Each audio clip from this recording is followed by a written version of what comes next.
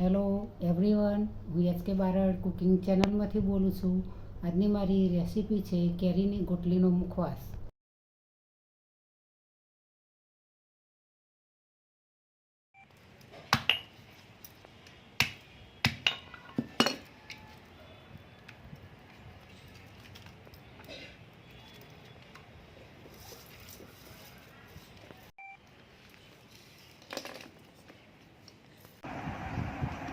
ગોટલા ભાગીને આ રીતે ગોટલી દરેક બાર કાઢીને તૈયાર કરી દીધી છે. હવે તેને બાફવા મૂકીશું. આ રીતે પાણીની અંદર ગોટલી નાખીશું.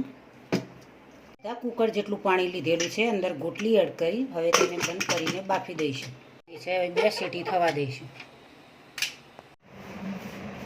આ રીતે ગોટલીને બાફીને તૈયાર કરી દીધી છે. બફાઈ ગઈ, થોડી પંખા પણ રાખી છે તો થોડી નોર્મલી સુકાઈ ગઈ છે. હવે તેને બેઠા બેઠા કટિંગ કરી દઈશું. આ રીતે ચપ્પા વડે કટિંગ કરી દઈશું.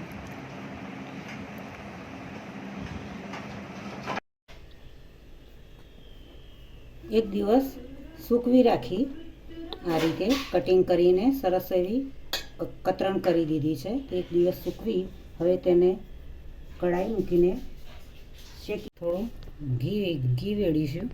1 ચમચી ઘી એડ કર્યું. હવે તેની અંદર ગોટલીની કતરણ એડ કરીશું. હવે હલાવતા જવું, ધીમે ધીમે શેકતા જવું.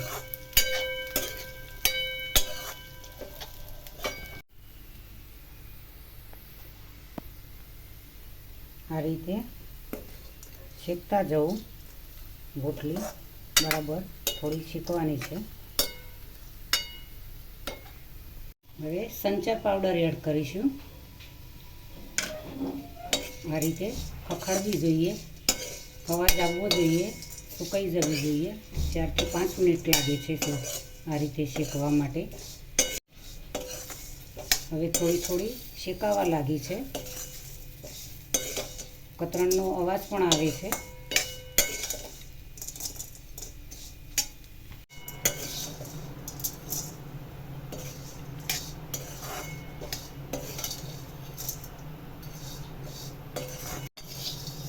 આ રીતે અવાજ આવવો જોઈએ. ગોટલી શેકાઈ ગઈ છે. ગોટલી આ રીતે શેકાઈ ગઈ છે. સરસ એવી મસ્ત મજાની. ગોટલીમાં અનેક પ્રકારના ગુણો હોય છે. તમે મુખવાસને આ રીતે બનાવી શકો છો. ગોટલીઓ જે પાકી કેરીની કે કાચી કેરીની નીકળે તે ફેંકી નહીં દેવાની, અને આ રીતે તેનો મુખવાસ બનાવીને થઈ શકે છે. ખાધ્યા પછી પણ તમે મુખવાસ લઈ શકો છો. અનેક વાર તમે ઘણી વખતે તમને એમ થાય કે ચાલો થોડું મોઢું સારું કરવી છે, મુખવાસ ખાવો છે, તો મુખવાસ આ રીતે થઈ શકો છો.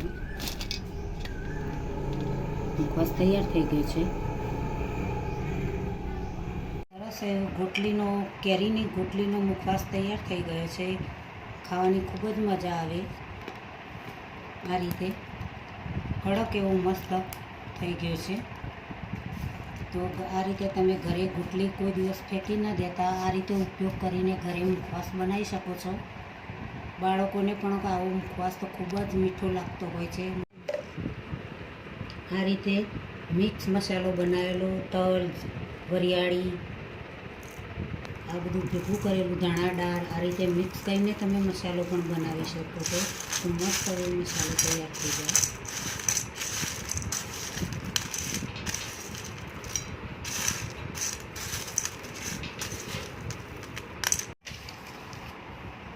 હવે તમે એક ડબ્બો લઈને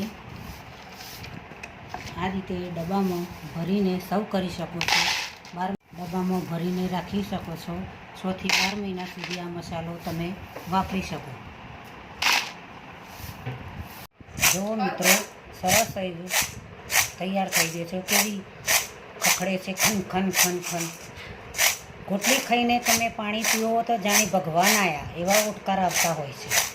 એટલો ગોટલીનો સ્વાદ હોય છે, એના ગુણ એટલા હોય છે. ચોક્કસથી મારી ગમી હશે તો મારી ચેનલને સબસ્ક્રાઈબ કરજો, મારા વિડીયોને લાઈક કરજો, શેર કરજો, બને તો કમેન્ટ કરજો.